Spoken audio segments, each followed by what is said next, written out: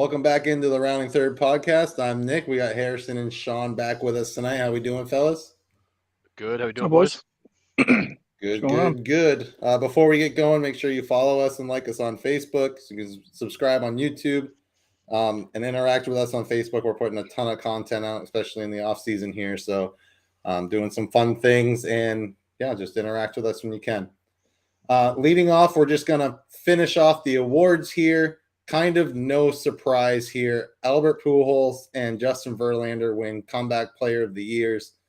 Albert Pujols to have the season that he had, in his retirement year, to get to that 700 home run plateau. I mean, unreal, just unreal. Yeah, and I saw a funny comment when MLB posted it. Somebody wrote something along the lines of like, Albert played last year. What's he coming back from? The guy's coming back from a wicked down season when people thought he was done. Right. Yeah, I think it's fair, and I also thought to do what he did at his age in the way that he did it, like he was consistent all year. He didn't have like one hot month where he hit all his home runs and then he was trashed the rest. Right. He was an active contributing member to a team that had the National League MVP on it, also the National League MVP runner-up, also a team that, really everybody thought was going to go pretty deep into the playoffs. Like he was an active big member of that team, and he deserved an award in his final year. He deserved an award. It wasn't the MVP. It wasn't, he wasn't going to win a Gold Glove, but he deserved an award, and I'm fine with it being Comeback Player of the Year. Like, yeah, granted, I get he's not recovering from a major injury. Like, I get that, but I'm totally fine with it. Totally fine. I mean, that's an award that has multiple definitions, right? Oh, like sure it does. could be you're coming back from an injury. You could be coming back from colon cancer, Trey Mancini. Could be sure does. You could be coming back from a horrific year. You hit 182 in Anaheim, and you had 3 home runs and drove in 12. And then this year you hit 38, drove in 102. That's also a comeback player in my eyes, for sure. Absolutely. Yeah, it's not just injury you come back from. There's lots of things you can come back from, and ultimately it's who had the best season, after a less than good season. Yeah. And it's hard to argue. Albert Pujols had a great season, considering most people thought he was done and should have retired last year, and he came back and showed he still has something left in the tank. To me, that's a no-brainer. I mean, let's talk about the protection he had in that lineup. I mean, Sean kind of touched on it. You have 2 MVP caliber guys. Tyler O'Neill's there to protect you. I mean, that lineup was fitted for Albert Pujols to go in there and see some pitches. And he didn't even start out really playing for them. Like, he was coming off the bench. He wasn't seeing much time. And then a couple injuries came. Albert showed up and just started pounding the ball, and they're like, well, maybe we shouldn't take him out of the lineup anymore. They couldn't. I mean, he made it impossible. He made it a hard choice, and I mean, that's just adds to his Hall of Fame resume. Absolutely. Yeah, I think he's borderline Hall of Fame, but that's fine. We'll get. I'm sure you do. Wow. if he's borderline, I'm not sure who qualifies anymore. Pete Rose. Pete Rose doesn't get in. No one gets in. I mean, hell, if Harold Baines gets in, I think Nick Arno gets in. But anyways, I should be. But all right, and then moving over to the AL, we got Justin Verlander. I mean, coming off Tommy John and unanimously wins the AL Cy Young. I don't really need to say any more. I mean, you got a brand new arm on a 38-year-old, and he goes out and just deals. And I mean, the dude, he was 18-4 with a 1.75 ERA and a .82 WHIP. Like, Nobody hit him. Nobody got a base against him. Like, just insane. Well, and I know it was 1 out of 35 or 38 starts or 36 starts, whatever he had on the year. But, when Sarah and I were down in D.C. in May and June, and we saw him throw in Washington, and the first thing that I said on that Monday when we had the show the following week was, like, he wasn't sharp early on. Like, he gave up, like, a couple infield hits in the first couple innings, couple walks. Now granted it's Washington, so it's not exactly a murderer's row, but they didn't take advantage, and they left guys on base. And it was like the 3rd inning, and I had said to Sarah, I'm like, next thing you know, It's going to be like the 8th inning and no one's going to be on. Like the guy just, even when he didn't have his stuff early on, he would settle in and you'd look at his stats and be like, not just quality start, but like dominant performance. Maybe not the strike percentage that you're used to seeing. Maybe, threw a little more balls than you'd like, but Yep. The guy's just an animal. He's an animal that knows how to pitch and he still has filthy stuff. He's a joy to watch. He really, really is. Yeah. Yep. And he works fast. Like I like the fact he just gets the ball and goes. Like some of these guys stand on the back of the mound for feels like a friggin' hour between pitches, rubbing up the ball and adjusting their hat and all this stuff. Verlander gets the ball, he's back on the rubber and he's dealing again, and he just keeps coming at you. I think that's the thing with him is like he doesn't make the hitters comfortable. He doesn't give the hitters time to get comfortable because he's just coming at you. Yeah, just like Scherzer. Those guys are bulldogs in the same way. They get the ball, they want to just keep chucking it at you. They just want to get it and go again, get it and go again. They're not going to think about it because they're just going to go up there. They know you can't hit what they've got, so they just want to keep throwing pitches at you. Yeah. Well, yeah, I mean, I think, those two guys are good examples, and there's certainly more guys in the league that are the same way, but they understand the psychology of the game as much as the physical aspects or the analytics or the science behind it, but also like the psychological game. Like to your point, Harrison, they know that their stuff is better than your stuff. So I'm just going to get up there and just overwhelm you with it. Like I'm not going to give you a chance to think that you might have a chance. You don't have a chance. You know you don't have a chance. I know you don't have a chance. I'm just going to overwhelm you with it. Yep. And like they get that. Yeah. And that's why, they toy with you. Like they play with you, and it's incredible. Yeah. They're so good. Cat and mouse. They're just messing with you the whole time. Yeah. I mean, I think both are deserving of the comeback players. I don't think there's anybody else that I can really think of off the top of my head that deserved it and came back at that amount of force. Really, I mean, no, at the level they were at, it's hard. Yeah, but so along the same lines, that caps off kind of the award season. So you had the MVP votes. You had Aaron Judge in the AL, Paul Goldschmidt in the NL. You had the Cy Youngs, Verlander in the AL, Sandy Alcantara in the NL. You had the Rookies of the Year, Julio Rodriguez in the AL, Michael Harris of Atlanta in the NL. And then your Managers of the Year were Terry Francona from Cleveland and Buck Showalter of the Mets. And then you cap it off with Comeback Player of the Year. And I don't think there's any major surprises in that group of awards. I think we had most of them figured out, but certainly some really impressive seasons had by the guys that won those awards.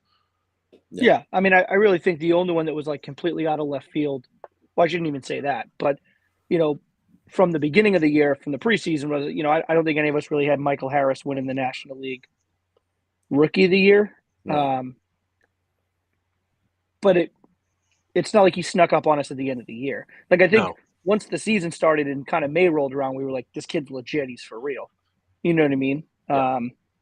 I think it was pretty great all around and pretty. I don't think anyone really got screwed. The only one that maybe really got screwed was Arenado. 1,000%. I was kind of heated about it last week. But it's hard. It's hard to say because it's, and I'm not.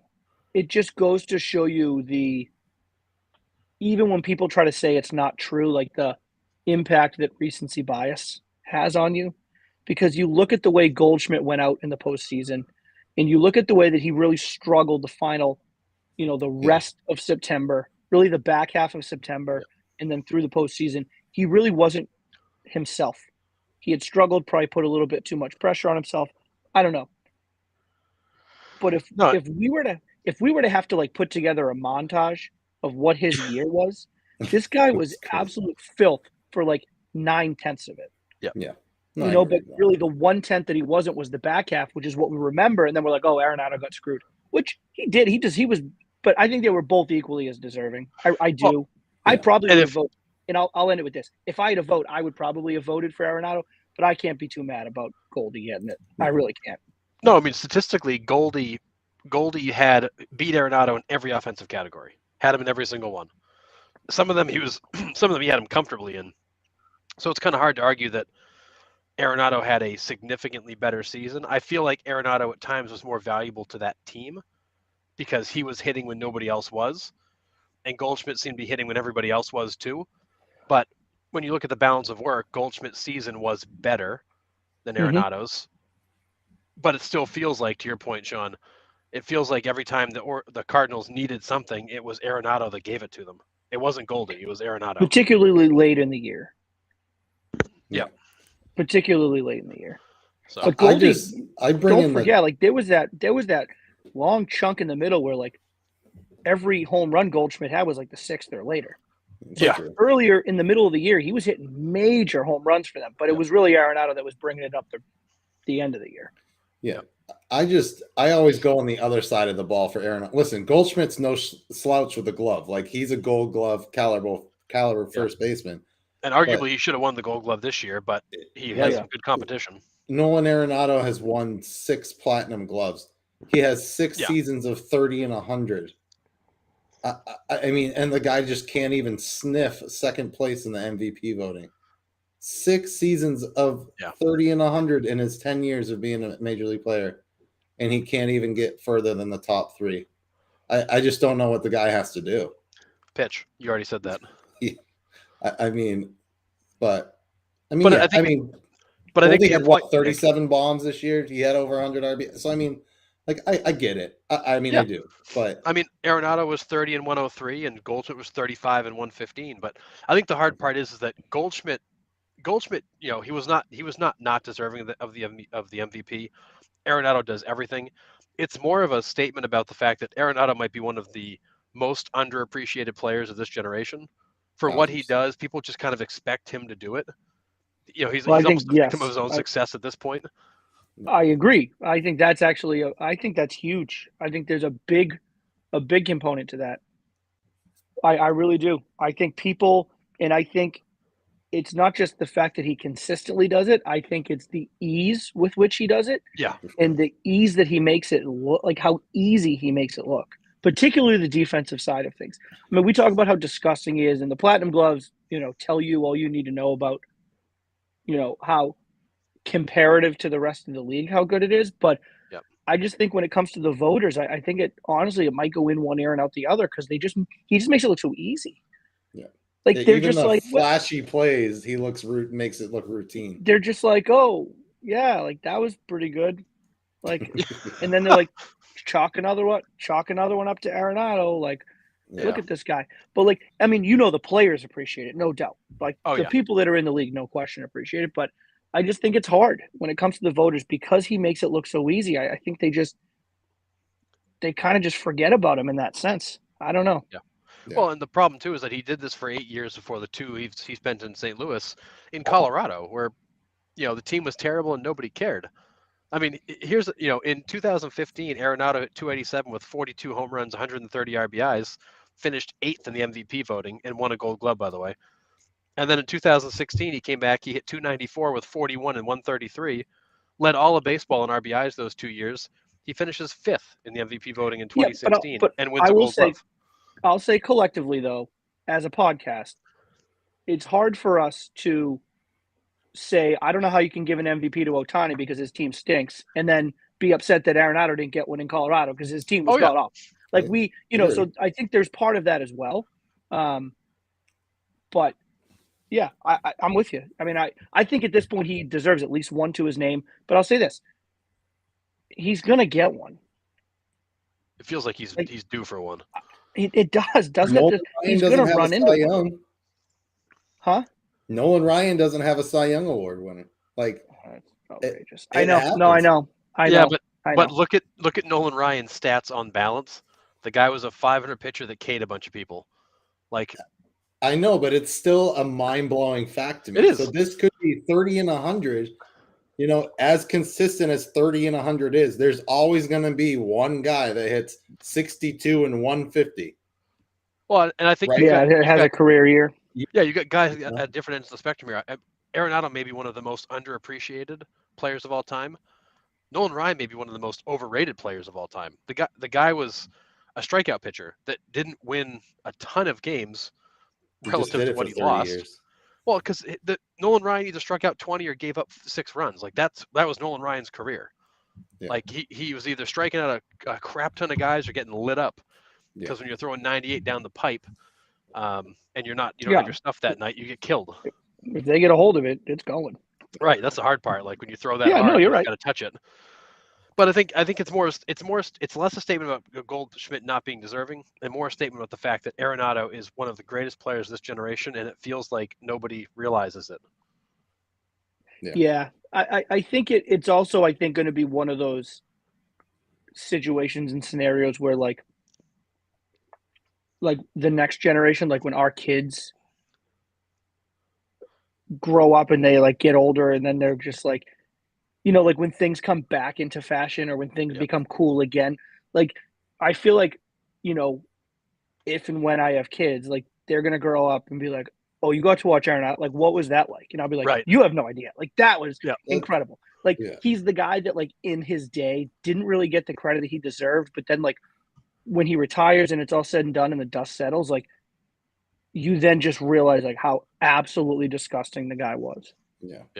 Like I do think he's going to be one of those players. There's plenty of those. Every generation 100%. has them. Right. I think he'll be kind of one of those for our generation.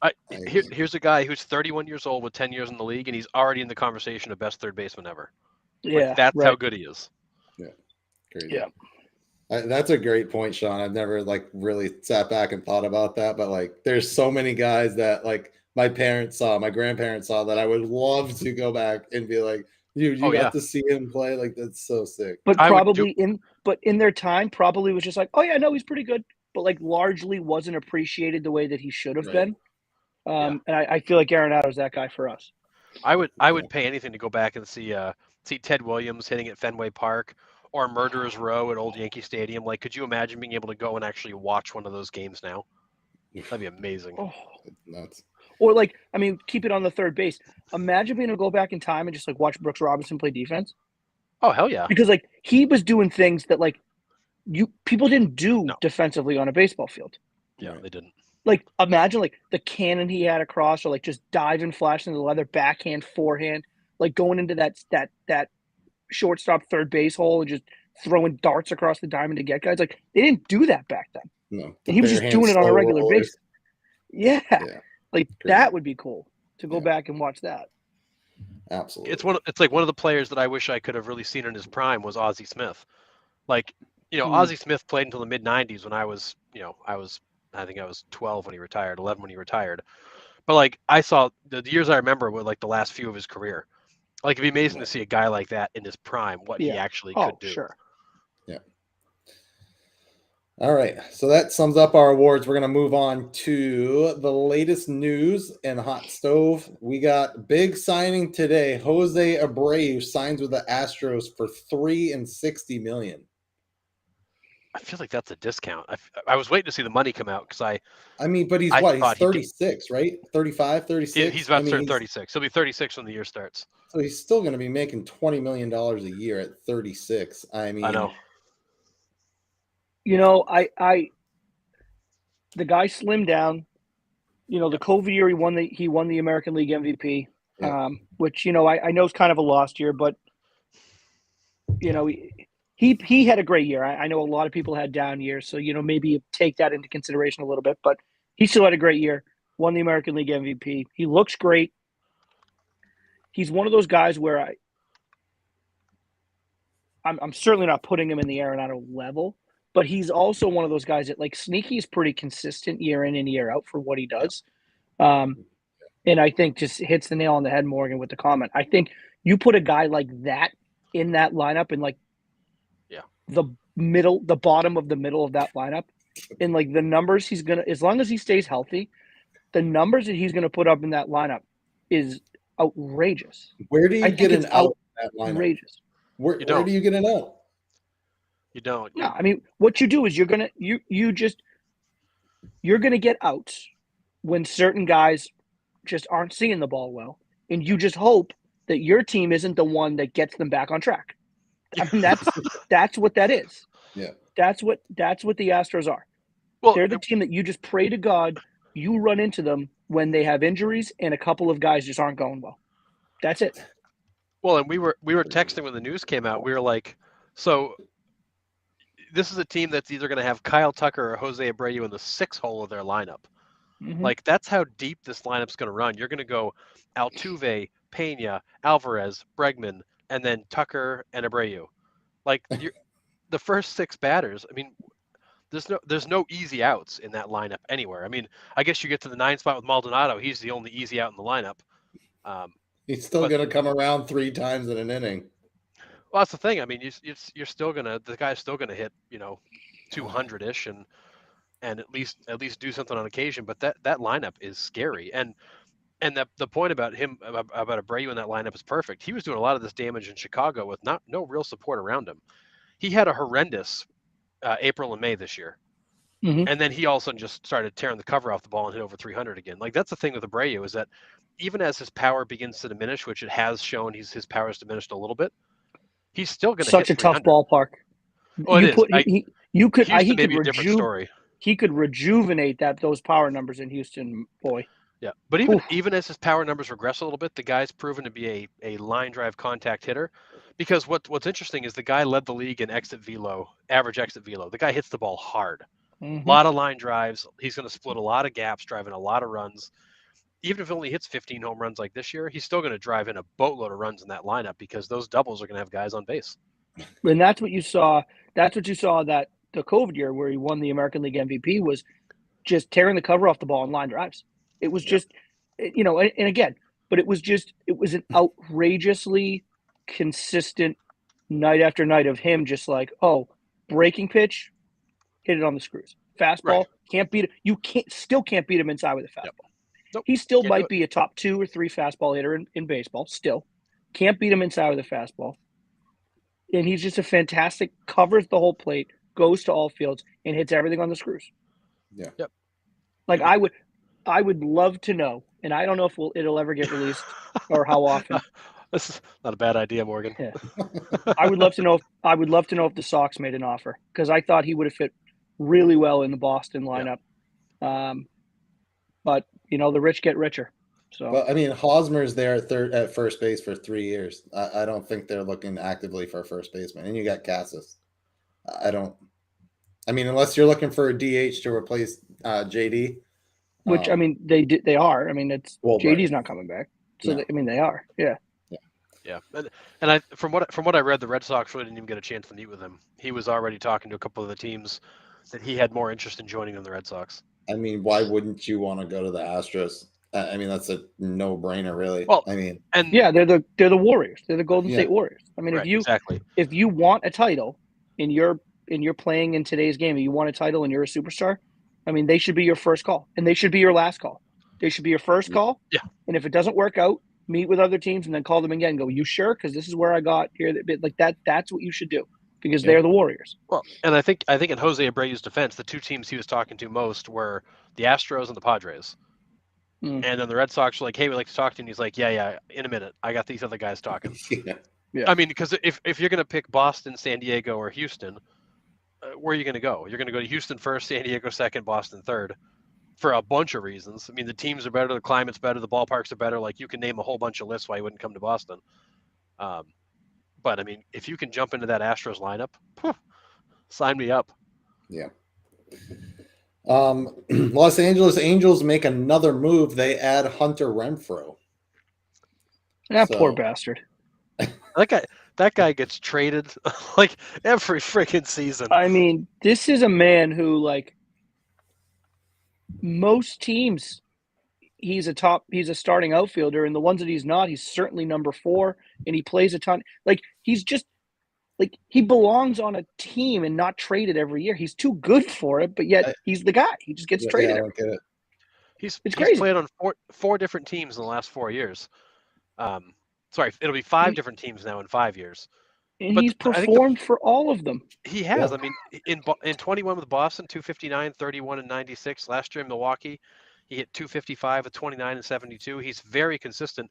I think the problem is he's And a consistently, Gold Glove like, caliber outfielder. right, and a great outfielder with a cannon for an arm. He's consistently that guy that, like, other teams like, man, I wish I had a piece like that. And he Yes, just right. keeps getting passed around That's- because he is a solid right fielder, and there's not a lot of guys out there like him that can actually play the outfield and still hit. Well, he's not going to like every blow you sport away has with one. the stats. He's good. Exactly. He is Right. that guy that everybody he's wants. baseballs. Yep. That's absolutely right. So Carlos it's not that he's Santana. not wanted. It's that he's wanted everywhere. Yeah. Carlos Santana goes from the Mariners to the Pirates for a one-year deal. It doesn't really move the needle. I mean, it's Carlos Santana. What I don't get from Santana's perspective, maybe that was the best offer he was going to get. So take the money because your career's kind of creeping towards the end. But if you're the Pirates, why are you signing the guy at that point in his career unless you expect him to be a mentor of some sort? Because you're not going anywhere, and you got all these young guys that need playing time to develop. Yeah, it has to be a mentor role, right?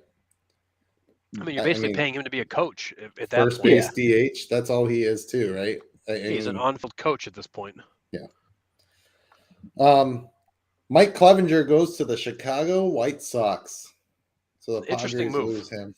It is. I mean, I don't think he performed in San Diego how they wanted him to. So I think going back health was a big part of it. Health Yeah, was a big part of that. He had a hard time staying healthy there. But going back to the AL Central, I think he's going to be fine. He's familiar with it. The teams all suck, so he should have a pretty good season. Yeah. Although you're going to the balanced schedule this year, so it doesn't really the divisions don't matter as much as they used to. Yeah, that's going to be really interesting. They're going to play every single team at some point in the year. It's pretty cool. I mean, I like I'm it. interested. I think I'm interested to see it. Yeah. Yeah, it's going to be interesting to see how that changes things. And kind of with the White Sox, kind of not. The White Sox, the Mariners, and the Minnesota Twins are all reportedly in on Carlos Rondon. I mean, why wouldn't you? That's another guy the Sox should be in on. That should be, to me, like, that's a guy that, a guy like him is who you start. Hey, that's our number one priority. Like a guy like him, build the whole pitching staff around that guy. But what do I know? Yep. But whoever gets him is going to be lucky because I had him picked as the NL Cy Young. I think he's an animal. I think he didn't disappoint in San Francisco. I thought he was awesome in San Francisco. I think once he figured out that swing and miss stuff that he really figured out and honed that last year in Chicago, he's become an absolute dominant pitcher. Yeah. Yep. I agree. So and what I read even just a couple hours ago is that Xander Bogaerts and the Philadelphia Phillies have begun conversations. Dave Dombrowski loved him in Boston because he signed him to that extension he's at right now.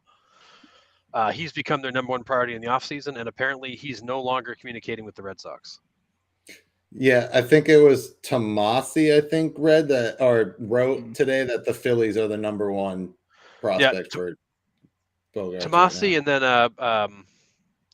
I forget who it was that came out and said the same thing. It's looking like the Phillies and the Padres right now are the leaders to land Bogaerts. I don't get the Padres. I'm not sure what the hell they're going to do with him.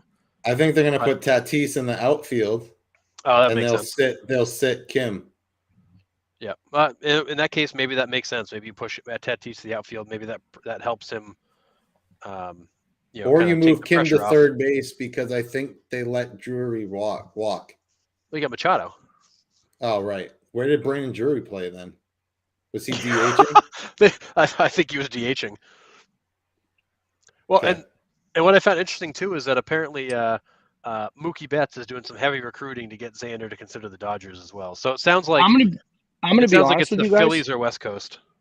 I know it's an absolutely outrageous thing to say, and there is absolutely nothing behind me saying this. But if San Diego, let's say, goes all in and was like, you know what, we're going to make a major push for Xander Bogaerts to be our shortstop. We're going to sign him to whatever years, whatever money he wants. I mean, you got to look at moving Tatis. Yeah. This guy has been nothing but a headache for you for years. And last year must have been the ultimate disappointment in a player that you did your remodel. You changed your uniforms. You went back to the old colors. The whole design was centered behind Tatis being the face of the organization. That there was no mistake that they did it when they did it. They did it when they did it because he was the guy that was going to bring them forward. What a major disappointment that must have been. And then for the team to rally the way that they did without him, in run to where they ran to in the postseason, if honestly, I'm going to be honest. Again, I have nothing behind this, but if I'm ownership and I'm front office, I'm honestly thinking like, what could we get for this guy? Because you're going to get a haul. You are.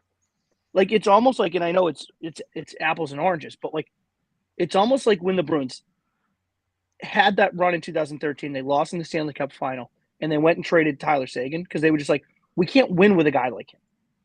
Like, yes, he's talented. Yes, he scores a lot of goals, but like he doesn't play the way we want the Boston Bruins to play. And it was an addition by subtraction. I'm not saying Tatis is an automatic addition by subtraction, but it's almost like you wonder if that's kind of on their minds if they're reportedly going hard at Xander. Well, and everything I they don't know. gave up for Soto, they would get back for Tatis. Well, Oh, absolutely. and I Well, was that's what I'm reading saying. something earlier. I was reading something earlier. It said something along the same lines, which is basically the Padres are going to be in position here in a year or two where they have to decide, who do you keep? Do you keep Soto or Tatis? Oh, that's a no-brainer. That's if they even think about that, they are bigger idiots than ever. right. So to me, that is a no-brainer. No. So what's interesting is the Padres right now have been tied to trade conversations around Brian Reynolds. They've been tied to Xander Bogaerts. They've been tied to Carlos Correa, and they've even kicked the tires on Trey Turner, which tells me they're looking for a shortstop or a third baseman if they think Machado could still make the swing over. Right. And Tatis becomes that guy that becomes expendable because they may want to go all in and keep Soto because he's not a problem child and Tatis is. And the other hard part with Tatis is that you had him for half a season in 19, a 2020 shortened season, 130 games in 21, and none in 22. Like the guy's missed half of the games so far in 4 seasons of his career. Yeah. You really haven't gotten a great sample set of what the kid can do, but you've dealt with a bunch of ridiculous instances with him and his attitude, and not running out the fly ball and have Manny Machado, get in his face about it, and like you've constantly had stuff with him that makes you wonder what he's going to turn into. He hit a dirt bike accident and then takes PEDs. I would disagree on one thing, Harrison. I agree with 99% of it. The one thing I disagree on is I'm not so sure that you don't have enough of a sample size on what kind of a player he is. I think you do. I think you know exactly what he is. He is a MVP caliber performer on the field, but I just don't know if he's worth the headache that comes along with the sleepless nights of, like, when are we going to get the phone call that he's suspended, or the sleepless nights in the offseason of, is he actually like working out in the offseason, or is he goofing off, or like those kinds of headaches. Like, I think exactly what kind of player he is. I don't think it's going to surprise anyone if he does move to another team and goes on and wins a couple MVPs. Mm-hmm. Like, I don't think that would surprise anybody, but even still, San Diego might be like, you know what? Not worth our troubles. And I can't say I blame them. No, I can't say I blame them. You've gotten a season and a half worth of games out of him so far in his career. He's got elite talent for sure. And what they signed him to that massive extension too, right? Yeah, right. Which goes to show you they knew what they want. They knew how good he could be because of that. Right. Yeah. It certainly does. I'm with you on that. Jesus. I'm still sour about the Padres because they stole Don Orsillo from us. I love Donnie O. Oh no! See, you can't be mad at the Padres. That's the Red Sox and Nesson bungled that. They screwed that up. San Diego. I'll tell you this. I look at it the other way. I'm actually glad at San Diego because, like, if you can't be with the one you love, like, you hope he just ends up happy. And I'm glad he ended up in San Diego and not a place like Cincinnati. Right. Yeah, like I'm glad he's in a place like San Diego. I'll say this real quick about Tatis being destined to be a Yankee, which I actually tend to agree with. The funniest thing about that, though, is he would destroy that locker room from the inside out, and I'm going to enjoy every second of it. It would be awesome. And imagine if they lose Judge. Imagine if Judge goes to San Francisco, or he goes to the Mets, or he goes somewhere else, and they're like, "Oh, I know what we're going to do. We're going to trade for Tatis." That locker room would implode, and I will enjoy every second of that. That's going to be incredible. I agree. Yeah, I would love to. I'd be like watching a soap opera. You just can't help. Oh, incredible. I think there's a 10% chance Judge comes back. I don't think he goes back to the Yankees. I really don't. I don't Probably not. I agree. I don't think he does either. What's I interesting? mean, the only thing that makes you at least makes me hold my breath just even a little bit is it's just like the talent on the roster is there, and they did get so close, but again they got swept. Like there's nothing about the Yankees that makes you think they're going to do anything different, which would be Right. the overwhelming thing if I'm judged to be like, why am I just getting on the merry-go-round again? Like you're not like Boone's still there. Like Cashman's still there. you're not making any adjustments, and yet you want me to come in and like you want me to stay, have a better than historic season because my historic season wasn't good enough. So I have to be better than my historic season that I just had, and we were still swept. Like I don't know. Yeah. I don't know. We'll see. We'll see. Yeah, I mean, I think it's lower than 55%, but I mean, we'll see how the dust settles. yeah, I mean, Yeah. I think it's a coin flip. I think it's 50-50. He ends up in New York or somewhere else. But what I find interesting is that he took that meeting with Steinbrenner, and then there's been really no communication between he and the Yankees reported since, which makes me wonder if the conversation was back to the old days of George, which is go get an offer and then bring it back to us. Like Yeah. go get the best offer you can get, but then you come here before you sign anything. Because I think Yeah. they're prepared to back up a Brinks truck if that's what it takes, because they cannot afford to lose him. That the loss of his talent and the hit that takes to the fan base and ticket sales and all that other crap, merchandise sales, all that stuff is so big. Oh, I agree. Yeah. It would be a nightmare for the Yankees organization if they lost him. An absolute nightmare. Which would take years to get some of those fans back. There's no Oh, question. it'd be bad. Yep. It'd be bad. But I just don't know. Like if I'm judged, what's the one redeeming thing that's bringing me back? Like that's the one. And again, I'm not the guy. Maybe it's just the money. Maybe he cares about none of the stuff that I've said, and maybe he's just like whoever gives me the most money. He doesn't seem like that kind of guy. No, But he doesn't maybe strike me as that kind of guy. I don't know. Just seeing the Yankees year and the culture that was like radiated throughout the season just didn't seem like an Aaron Judge fit to me. I don't know the guys personally. I don't know what's going on in the locker room, but just all the little incidences that happened throughout the year, I was just like, it almost looked like Aaron Judge was just done with it.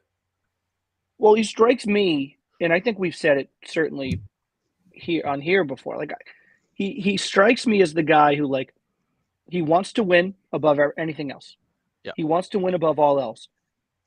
But like with that, like it's the greatest game ever played. It's baseball. Like he just loves that he gets to go out there and play baseball every day. Like it shouldn't be like, yes, it's stressful, and yes, there's pressure on you because you're making a gajillion dollars, but like it's a game. Like let's go out and have fun, and we play together, and like you're boys with the guys in the plane, and you're boys with the guys in the locker room and on the road trips and all that. And then you go out and you play ball, and you live the life and you enjoy it. Like it shouldn't be something that has this heavy black cloud over you, which is what it was all year for the Yankees, especially at the end when they almost lost the division and then get swept. Like he just strikes me as a guy that's just like, you know what? It's not worth all this. Right. Winning is like but it's just the extra shit that comes on top of it. Like he strikes me as a guy that's like, you know what? I'm going to pick a place that, yeah, they're going to pay me a lot, but I'm going to be their best player. I'm going to give them a legitimate chance. We're going to compete for a title. And there's teams out there like that. Like it's not like Yankees or you're not going to win a title. You can go win a title with a number of teams in Major League Baseball right now. Yep. Well, and the question Reds, becomes Marlins, Royals. Yeah. Just off the top. Yeah, Red Sox. But anyways, but in reality, so if you're Aaron Judge and you ended the season in New York after that record-setting, you got booed off the field, wrapping up the playoffs, which probably stung a little bit. Not a good feeling to end the season. But when you look at the teams that are coming after you, the Giants in particular, you'd be their best player. But does he make them a playoff team again? Because that offense was really atrocious last year, and that lineup is not super impressive. No, I think that lineup is. I think 2 years ago they overachieved when they won the 100 and whatever games. Yep. I think last year they underachieved, and I think the true New York Giants, the true San Francisco Giants is somewhere in the middle, which is a typical Sean on the fence answer, but I truly believe that team is better than they were last year. Yep. Maybe not quite as good as they were 2 years ago. I think Judge puts them in that 95 win category, though. They're still third place in the NL West. Well, yeah. I mean, they lost Rodon, but doesn't mean they don't go find somebody else. I don't know. I think But I even do with think- Judge, they're still third place in the NL West. I You feel think like- so? You think Yeah, behind absolutely. San Diego? Really? You still think behind San Diego? Yeah, I don't think Judge moves the needle enough for the San Francisco Giants to get them past the Dodgers or the Padres. Well, see, I agree. I agree based on where they're at right now. However, if I'm Aaron Judge, if I'm going to make a move like that, I want to sign right now so that I can begin to attract other people to San Francisco before the free agency period closes. For sure. That's sure. where the Phillies screwed up with Bryce Harper. They waited too long to sign him until basically spring training started. They couldn't put the other pieces in place, and that basically delayed everything they wanted to do by a whole year. Yeah. Because then they get to the offseason, and it's easier to attract guys like Zach Wheeler and get Aaron Nola to resign. Then all of a sudden you've got this team that makes a run this year.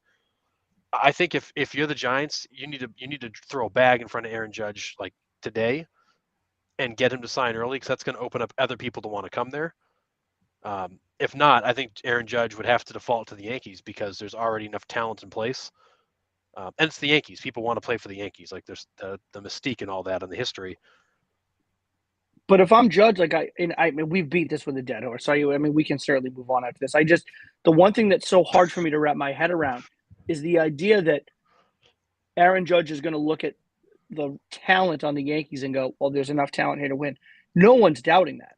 I don't think anyone's ever doubted that. Right. Like, but if I'm Judge, it's like, yeah, but like, I just find it so hard to believe that locker, the players in that clubhouse believe in Aaron Boone. I know that Cashman does. I know that the ownership does. I'm not really sure why, but I know that they do. Do the players? Can the players? How can the players? I don't. And to me, like, Judge has got to look at that and go, sure, the talent is here. But, like, we've had talented players for the past 3 years. We've had talented teams. Yeah. The talent isn't the problem. And so if you're just going to get me back on the merry-go-round, like, I don't – I mean, it's heartbreaking. It's got to be heartbreaking for a guy like him in a contract year to have a historical season. I mean, historical. In a contract year, he goes out and does it. He does it. He's got people weeping in the stands of Yankee Stadium because they saw him hitting these historical home runs, and then they get absolutely outclassed in the postseason again. Yep. Like, Almost lost to the Guardians in the postseason. That has to be heartbreaking that they're going to ask him to do it again without making any changes to the people that let it happen year after year after year. Like, why would you put me through it? I don't know. Yeah. Well, That's the crazy part to me. I think it gets back to, does Aaron Judge want a guaranteed ticket to the dance, or does he want to be part of a rebuilding of a team to get them to the dance? You know, and this is a guy who's going to be 31. He's not an old man by any means, but you know, he's in that second half of his career now. You know, does he want to be out there for a year or two, kind of just missing it, or does he want a seat does he want a ticket to the dance every single year with a shot to try to advance? I don't know. And also it goes back to, you know, does he feel like Aaron Boone is the problem? Maybe he's a Boone supporter. Who knows? Right. I agree with that. I mean, that's obviously the premise is from my point of view. Who knows what they think in the locker room? And maybe I think there's a lot of factors. I can't imagine. There's a lot of factors to it. Yeah. Of course. Yeah. I mean, we'll see soon enough. I anticipate he will, because as much as he strikes me as the guy who, you know, wants to win and all that, he also doesn't strike me as a guy that's going to play this out. Like, I anticipate when he knows, he knows. Like, I anticipate that he signs fairly early on in the process just to kind of get it over with. So I feel like we're not going to have to wait very long to really figure to see, I should say, you know, where he goes. Yeah, I think if I'm him, I want to sign early because I want to then begin seeing who else I can get. No, I think it's a fair point. I think if he signs early, it will be with another team. I think, to your point, Harrison, to attract more people, he's going to sign early if he's going to a different team to attract more free agents. If this plays out to mid-January, he's going back to New York. I think that's where it's going. Winter meetings are going to be hot if he hasn't signed yet. I mean, it's going to be hot there. And who knows? We might see Tatis dealt then. I feel like this is a guy who's from California, went to college in California at Cal State Fresno. Like, he is a California boy, and man, it might feel really, really nice to go home. Not only that, but who wouldn't want to be in friggin' San Francisco rather than the Bronx? You know, there's no snow out there. Like, quality of life is totally different. I mean, Yeah. I feel like that's why people would rather. I look at a guy like Jose Abreu. When it comes down to Houston, San Diego, or the Red Sox, where are you going? Well, for every reason, I'm going somewhere other than Boston. Right. All right. We have a couple other things for the hot stove here. Mariners are in on Michael Conforto. So another outfielder possibly for the Mariners.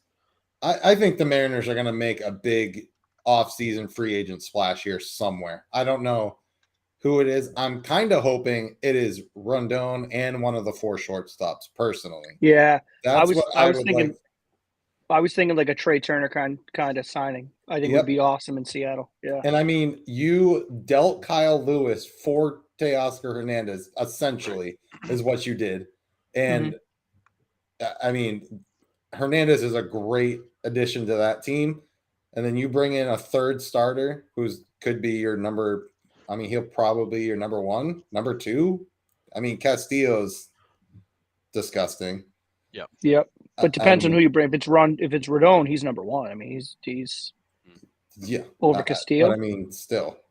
But you yeah, got Robbie Ray. And then he's going to move him to the 3 spot. Yeah, please, yes. Yeah. Well, I mean, still, it's not a bad third starter to have. No, it's not. No. But I'm not super high on Robbie Ray. But yeah, No, I'm not with you. But he had a really great season in Toronto, won a Cy Young, and he got paid because of it. But that's not who he is. So did R.A. Dickey. I mean, Jesus. I love the example of R.A. Dickey. You're not Totally. wrong.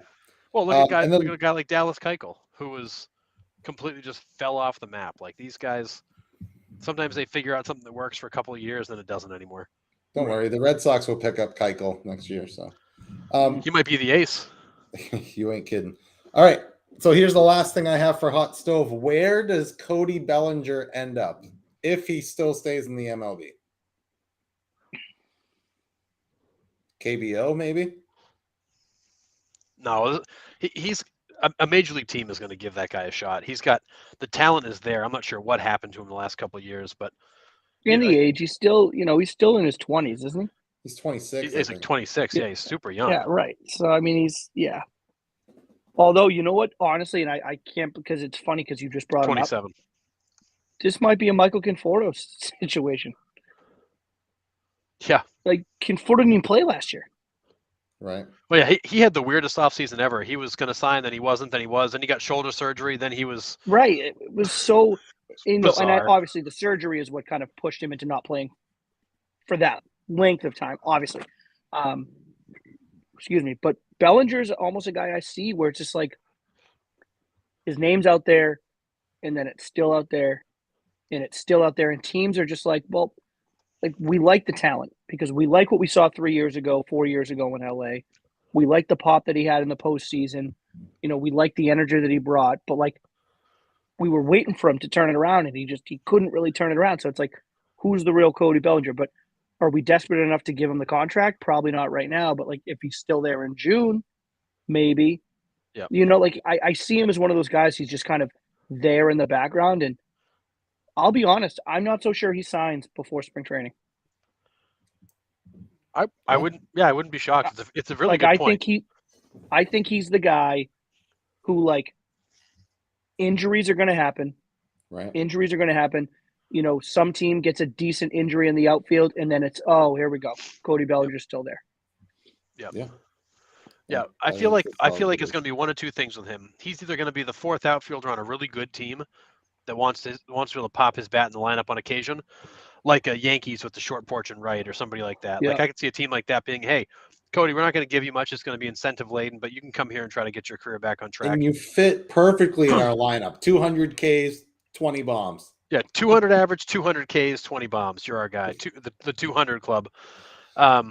Or he's going to be a guy that a team like the Angels or the Rangers or the Twins take a flyer on because they need some thump in their lineup to get over the hump, and they think that maybe here's a guy without the pressure of a big market, maybe he'd come here and deliver for us. Texas, I think you said the Rangers. That's I think a good one. You Yeah. put him with the two guys that they signed last offseason. Back with Corey Seager. He knows Seager. Yep.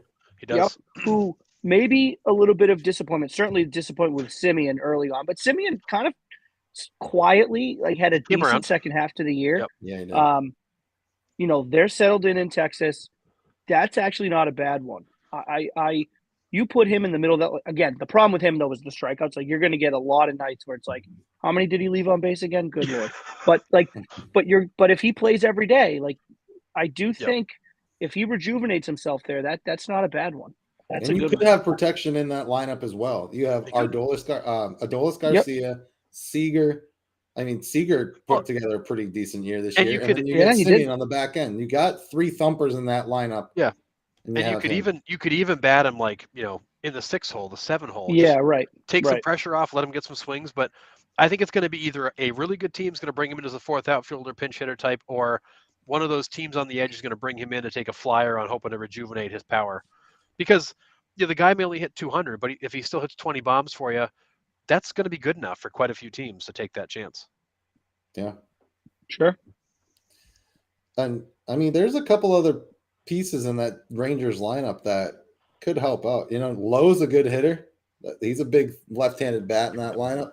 I mean, they're a couple pieces away from. I mean, we thought that they were possibly going to contend a little bit this year, and I certainly thought they'd be a lot. I thought they'd be a lot better this year. I did. But another year under their belt, another year together, I think. And if they get Jacob deGrom this offseason too, I mean, and they kept Martin Perez, however you say his name. I mean, I still think they have a lot of work to do, but they could make some noise. Yeah, I mean, we'll see. And a guy like Cody Bellinger may go to a place like that and fit right in and settle in and find his swing again. And some guys just need a change in scenery. Well, and sometimes that's what it takes. And I think we get it, but I think the average fan doesn't. They look at markets like Los Angeles and New York and Boston and whatever, you play baseball. But the pressure in those markets is so much different than playing in Texas or even Houston. Like Houston, with all their success, that's still not like a crazy, insane market. Playing in LA is hard. You're in a microscope. It's Hollywood. It's not just that, but it's like he had such good success so young. The expectation was he was going to win 1 billion MVPs. Yeah. They were literally it was Cody Bellinger is going to be the guy that we build around. Yeah. That was going to be Cody Bellinger. So he had success so young, and then the pressure comes, and then he doesn't the next year, and then it's like, oh boy, maybe he's pressing, but he'll be okay when he breaks out of it, and then he doesn't break out of it. That's a lot. That's a lot. Well, it is, and he went from he won the Rookie of the Year in 2017, had another good season in 2018, won the MVP in 2019. So I mean, the guy by his 23rd birthday, the guy's got a Rookie of the Year, an MVP, and he's on every friggin' billboard up and down the highway. He's the one on the season tickets. He blew up fast. And you got a guy like Soto that didn't phase him, but he's built different. Bellinger is not the same kind of guy, and there's probably some truth to that, Sean, where it probably was too much too soon, and then it just he either got lazy, read his press clippings, or it was overwhelming, and it was tough to get back on track. Yeah, it's so I don't know. I don't want to say someone got lazy. It's so hard. You don't know the guy's personality. No, I know. But to me, it's more like the weight of that on your shoulders has to grow exponentially the longer that you don't break out of that slump. And it's not a slump when it's this long. It's just it's not. It's not a slump. It's just you've fallen off. Yeah. So to get back, it's almost like you can't even begin to get that weight off until you just go somewhere else. I need to see faces in the cafe and the coffee shops that I've never seen before. Yeah. I need to see. Yeah. I need to order DoorDash from a place that I've never heard of. You just need a complete reset because it's just, it's just a lot. I mean, we made fun of Joey Gallo for saying it Yeah. about being in New York, but like there is a sense It's- to it where it's like it's I don't true. even want to go outside. No, And Joey you Gallo can't- is not close to what Cody Bellinger was in LA. So if, No. if Joey Gallo was feeling it, imagine what Bellinger was feeling in LA. So I think it's a great call. I think him just getting a fresh restart somewhere else. I think, if it's the right fit, I think it could be an absolute dynamite move for both sides, the club 'Cause, and the man, player. if he could refine his stroke, forget about it. I mean, he would be an absolute stud for a while. Absolutely. But like, think about it. Like when we were 23 years old, like we were working our jobs, thinking we were so important, like stressing out, trying to keep our lives together. This right. guy had a Rookie of the Year and an MVP, and he's living in Hollywood. Like, I can't even imagine what that's like as a 23-year-old kid. You don't even know which No. way is up. No. Yeah, crazy. Yeah, I think it was like he's got that sophomore slump, and the pitchers figured out something in his swing and just couldn't quite make the adjustment, and just hasn't. And then the pressure grew on top of that. You know, like Yeah. and then that's where it started, and then it just exponentially grew, and he just couldn't get ahead of it. So Yeah. a change in scenery, and we'll see. I mean, he's going to be a nice piece somewhere. So as we're talking, I pull some rumors around Bellinger are Blue Jays, Giants, White Sox, Astros as a fourth outfielder, Cubs are currently the teams most interested in him. So I laugh yeah, at you don't see Morgan's Wilson. comment about bringing him in to I was gonna replace say. Hayward. Yeah. I think Morgan did a nice job there. Yeah. I don't know. I have no idea how much of the psychological thing it is, but I think he would do himself a service to ask himself that, because if the psychological aspect of like, hey, like the pressure was just I couldn't get out, like I couldn't feel like I couldn't breathe, it was just too much. I'm not so sure you want to go to a place like Chicago to replace Jason Hayward. No, Not that Hayward no. was great, but the problem is I think that if it's that place, they're going to expect something from you way too Well, much. Like Exactly. It's And almost, Cubs fans are nuts. yeah, like it's almost like Morgan is one of them. So yeah, Yeah. you just Cubs hit the nail fans on are the head. nuts, man. Yeah. which White I'll Sox be fans honest, are pretty tame. Cubs fans are nuts. all the outside stuff, I think he would actually fit really well in that lineup with He would. that team. So I actually, part of me hopes that happens. I don't know. Those teams that you listed were interesting, I think, for him. Yep. Yeah. Interesting. All right. That does it for our hot stove. That was a pretty good chunk of change there. But let's move on to our second round bracket update. We had some pretty cool ones here. We had the Nolan Ryan no-nos against the Joey DiMaggio 56 home runs. And DiMaggio wins 5-2 there. Kind of a no-brainer. Yeah, Morgan, we all are. Oh my god. I actually saw a waitress the other day with a Fukudome jersey on. No way. Because it's like, fuck you, do me, because it's really funny. But Oh, nice. There you go. yeah, that's why she had it on. But yeah, that's a great comment. Yeah. So Joey DiMaggio beats out Nolan Ryan no-nos 5-2 there. The I feel next like the 56 matchup game was, hitting streak is a tough one to beat. Like that is just such an impressive. It's such an impressive record. we have Ichiro's 256 hits in a season against Barry Bonds' career home runs, and Bonds wins 8-3. So that was kind of not. Really I can that honestly close, say but- I took Ichiro's hits because I thought that was more impressive than the home runs, because I think the home run record will get broken. But I thought it'd be closer than that. You think 762 will be broken? I think 762 can get broken. Will get broken. Nobody's going to hit 200. Nobody's going to get 200 and something hits again, because Everyone nobody does strikes that anymore. Yeah. Everybody's trying to hit bombs. Fair. And honestly, 762. I mean, Bonds only hit more than 50 once in his career, the 73 home run season. Yeah. So if you can I string enough think 40 so. home run seasons together, you can make a run at it. That's fair. The next matchup was Go ahead. Ty Cobb's 366 against Ricky Henderson's career stolen bases, and Ty Cobb wins wins 4-3. Whew. So that was a good really one. tight vote. I'll just say this. I just did the math real quick while you're doing that. Yes, if you string enough 40 home run seasons together, you would have a chance. You need to have 20 and a half of them, though. You need to hit 40 home runs for 20 and a half seasons. Yeah, it's assuming you don't have like a 50 in there, or like an Aaron Judge drops a 62 in there. I mean, that's Wait, Bonds did 40? it- You Bonds said did it 20 with- and a half seasons, 40 home runs. That the math doesn't work out. Yeah, That's 762. over 800 home runs. 762 divided by 40, 19 and a half. 19.05. Yeah. Oh, 19. Okay. yeah. So you're Yeah. Well, I had 19-ish done seasons. over. I had just picked the number Oh, over gotcha. 762 because to beat it. Right. Okay. So, that makes sense then. Yeah. Yeah. I don't know. I think of I mean, those that's- two records, home runs will be the one that falls first. And I think somebody Well- will get it. And set the whole Bonds thing aside, whether you believe he did it legitimately or not, doesn't matter. I think yeah. somebody will make a run at that.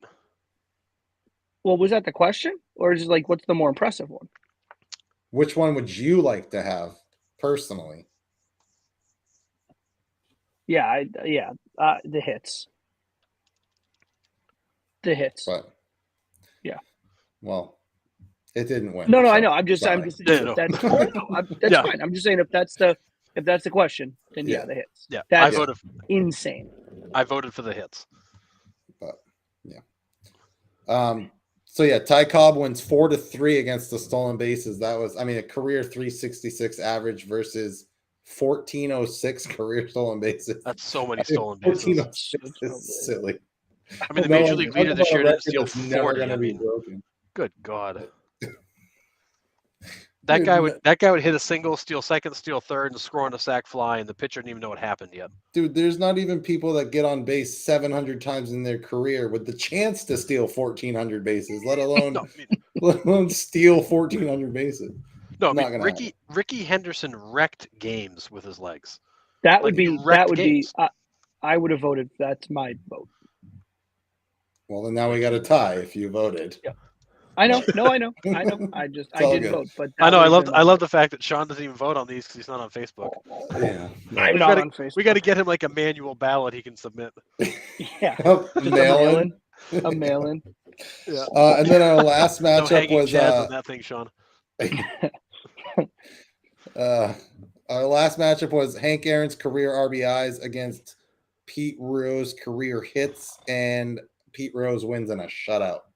Yeah, that's No one voted for Hank Aaron's career RBIs. Everyone went Pete Rose career hits. I mean, tons of respect for Hank Aaron's record, but I mean, Pete Rose's hits it's obscene how many friggin' hits that guy had. yeah. I think it was on the MLB Network. They had like the greatest games of all time, like the top 20. And there was one. It was the Phillies against the Cubs at Wrigley Field. The final score was like 26-24 or something like that. And Pete Rose went like 7 for 7 or something like obscene like that. And it's just like, dude, why? I can't remember the exact stat line, but it was nuts. Like Dave Kingman had 3 home runs for the Cubs, and they all 3 landed on Sheffield Avenue. Like the wind was blowing out at like 50 miles an hour. Like it was insane. But yeah. The guy averaged more than a hit per game in his career. Like, yeah, not a lot of offers taken there. Crazy. He actually got a hit in 1 out of 4 at bats. That's silly. That's bananas. That's crazy. I'm sorry, 1 out of 3.5 at bats. Right. So 350 hitter. Right. No. Yeah. That's bad math. No, that's bad math. He was a little over 300 hitter. Yeah. Crazy. All right. So our next round, the third round, will be Joey DiMaggio's 56-game hitting streak against Barry Bonds' career home runs. That's going to be a tough one there. And then Ty Cobb's 366 career against Pete Rose career hits. Yeah. Pete Rose. Yeah, I feel like that's. Is that your vote for next week, Sean? I'll mark it down. I mean, I think quite honestly, the collision course is. I think it's Pete Rose versus the 56-game hit streak. Okay, so that's your vote. I'll mark your votes down now. Okay. I figured it was going to be Pete versus Bonds in the end, but yeah, I could see that one I can see Joe DiMaggio versus Barry Bonds going either way. Yeah. So we will see about that one. Then And what's amazing is if you have a Pete Rose Barry Bonds final, you got two guys with massive MLB records not in the Hall of Fame. Yeah, right. That would be embarrassing. Silly. That's what Morgan just called chicks dig the long ball. Bonds versus Rose in the final. Yeah. Bonds versus Rose, no Hall of Famers in the final. That's bananas. Goodness. All right, Typical we'll move on to the rounding third question we had. Thanks, MLB. That's the most MLB result ever. It really is. We had the best non-Fenway ballpark that we put out. We had some responses. Mark Williams, my college roommate, said the Metrodome or the Kingdome was some of the old ones. He said he loved the baggy in right field at the that Metrodome was so stupid, but it was Minnesota. I used to love the home. It was just a matter of could you get it over the baggie? You didn't have to clear the seats, just into the baggie. Yeah. No, the baggie was in play. You had to baggie was in play, yeah. I know. And you could actually it was covering those seats, but like the seats continue to go up. Yeah, right. You didn't have to clear the seats, just had to get it in behind the baggie. It's insane. Like stupidest thing you've ever seen. And then he said modern day Oracle Park, like getting to hit the balls into the bay. It's pretty cool. Yeah, that's cool. Teacher I work with, Miss Yeckel, she said Wrigley. She's a little biased. She's a Cubs fan, but I mean Wrigley is. She said the atmosphere outside, the restaurants, the bars, and everything like that. So, well, I think the problem is Fenway and Wrigley are iconic ballparks. The ballparks themselves suck, but they are iconic ballparks. They're fun to go to. Yeah. The amenities are terrible. The seats aren't comfortable, but like you're at such a place of such history that it's just such a cool place to visit. But the ballparks are awful. Fenway's awful. I need to go to Wrigley so bad. Like it's probably number one stadium I need to go to at this current moment. Yeah, I've been to Wrigley. I've been to Wrigley twice, and they were out of town both times. So there was no game, so I didn't get to go in. But I've been outside of Wrigley in January. It was cold and miserable, but I took a picture in front of Harry Carey and Ernie Banks. Yep. So, but Cubs fans, man, Cubs fans are a different breed. They're built more like a Boston fan. They are absolutely nuts. Yeah. Doug Somers also said Wrigley, classic field, great environment. Brian said that he's been to Minute Maid Park in Houston.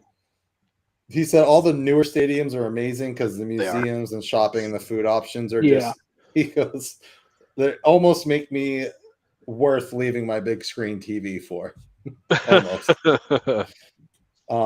And then Nate Dunkley said Camden Yards, beautiful, really kid-friendly too, so that's cool. And then Randy also said Camden Yards with like the warehouse and right field and stuff like that. So those were our responses. I actually saw a cool post earlier. I didn't post it to our page, but it was all the ballparks that are using old landmarks in their stadium like atmosphere. So like Western Metal in San Diego, the warehouse in Camden Yards in Baltimore. And like they put like team stores and restaurants in these old landmarks and incorporated it into the field. It was just really cool. They actually have that at the Durham Bulls Athletic Complex here in North Carolina. Is Tobacco Road has a lot of history. Oh yeah. And it's right on tobacco, like left field. You hit it over the wall and you're like in the Tobacco Road restaurant. Like it's really cool. So it's like right cool. there. So there's a lot of history there too. That's cool. Yeah, it's pretty sweet. But yeah, so I'm going to explain this next part that we're going to do next week, which is kind of cool, and I'm actually really excited for it. Oh, Truist, yeah. I need to get to Atlanta too. I can't wait to get down there. But well, it's funny. It's funny. He says Truist Park, and I'm like, where the hell is that one? It's like, oh right, that's Atlanta. They change the naming rights every other year. I still call it Turner Field. Like I just can't stop calling it that. Right. Yeah. I mean, sooner or later, these ballparks are going to be like the Los Angeles Angels of Anaheim of California. Like it's like Truist Park at Turner Field at Atlanta, Georgia. Yeah, they're going to look like the friggin' front right fender of a NASCAR with 17 names on them. Right. But yeah. We don't really have much for heading home since it was kind of a slow News Week and Thanksgiving. Hope everyone had a great holiday. But Mm. next week is going to be really cool. We're not going to be live on Monday. We're going to be live on Tuesday because Tuesday we're doing something kind of special. We are doing an all-time draft. We're going to bring 3 other people onto the podcast with us. We have Matt and Morgan from the SOS podcast, and then Brian also, who is also comments on a lot of our stuff. And we're going to do an all-time draft. So we'll pick the draft order there, and we're going to draft 6 teams, and then we're going to put them all out on our page and have the viewers vote on who they think the best team that was drafted overall would be. And it's going to be really cool. I can't wait. It's going to be 9 spots. So your 9 fielding spots. I think 2 starting pitchers we're going to agree on, and then 1 closer. So I think it's going to be. We could probably take this offline. Could we do closer or / bullpen arm? Yes. Yeah. Any one reliever that you would like to close your games.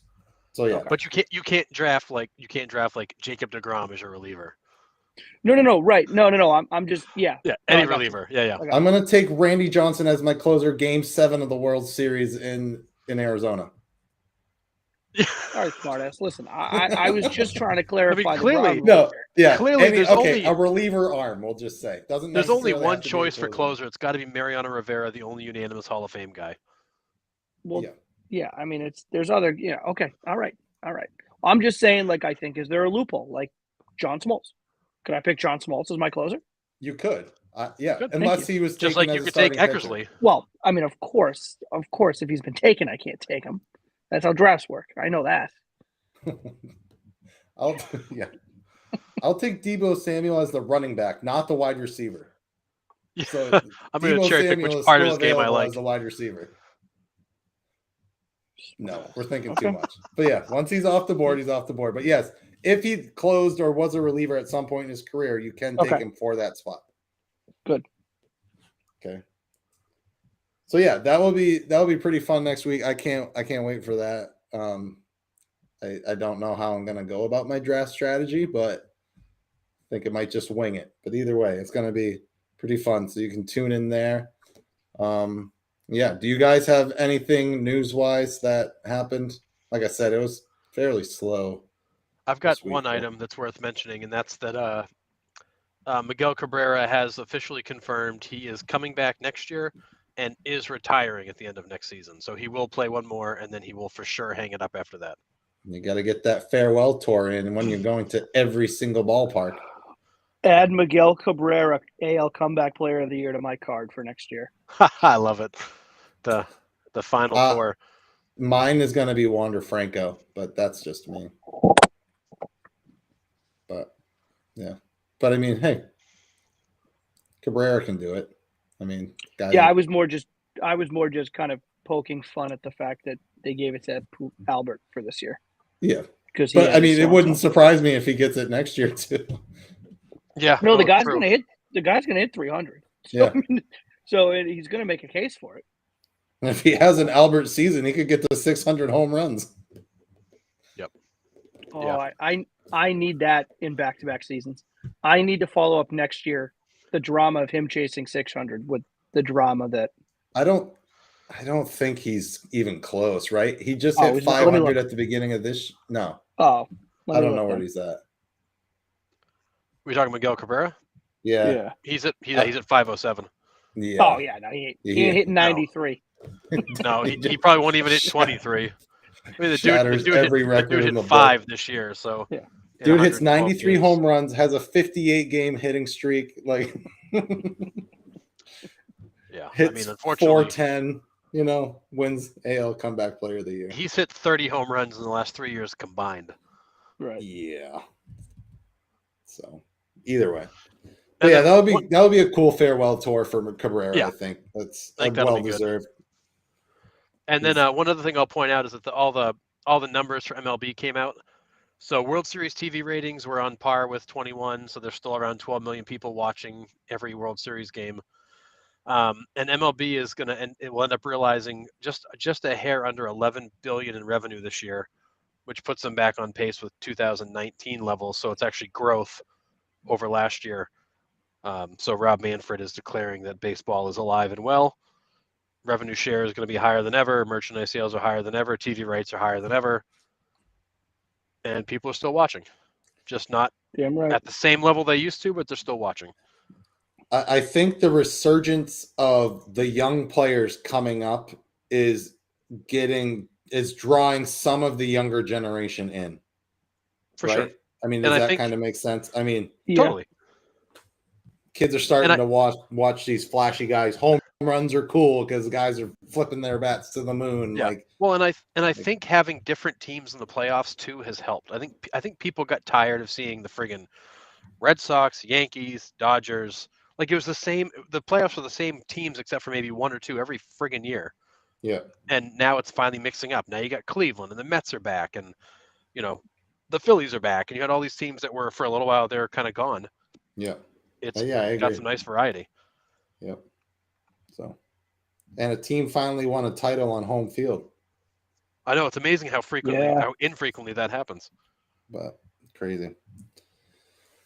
All right. Well, thanks for tuning in, and we will see you next Tuesday at 8, where we do our Tuesday. special all-time draft, which will be crazy exciting. I can't wait. I'm so pumped already.